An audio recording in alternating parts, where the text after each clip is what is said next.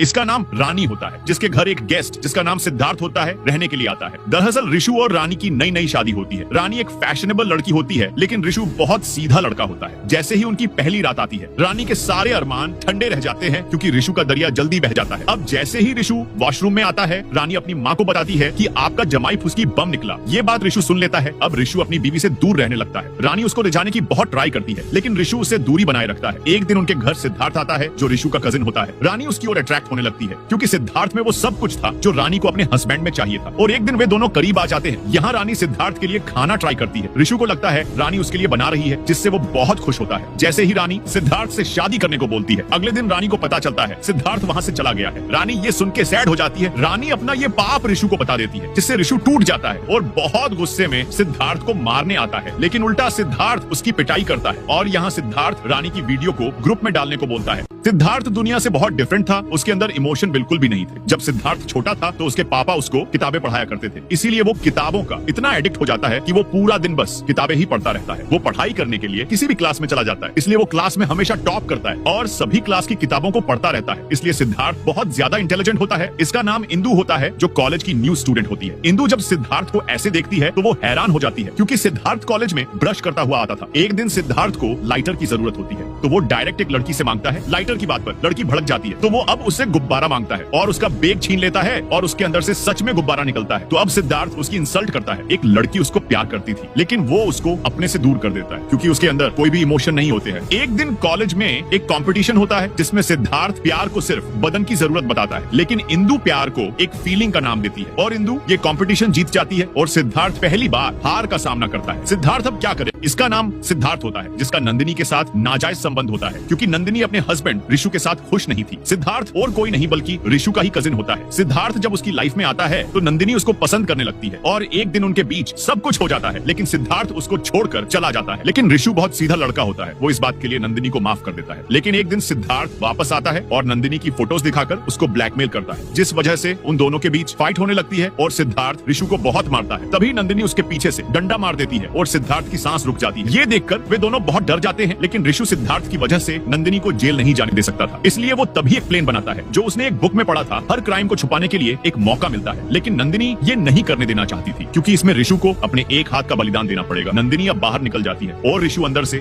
Gas leak कर देता है। अब ऋषु पीछे से निकलने को होता है और जैसे ही धमाका होता है, ऋषु पानी में कूद जाता है और पुलिस को लगता है जलने वाला ऋषु ही था। अब 1 साल बीत जाता है, तभी पुलिस को एक फुटेज मिलती है जिसमें ऋषु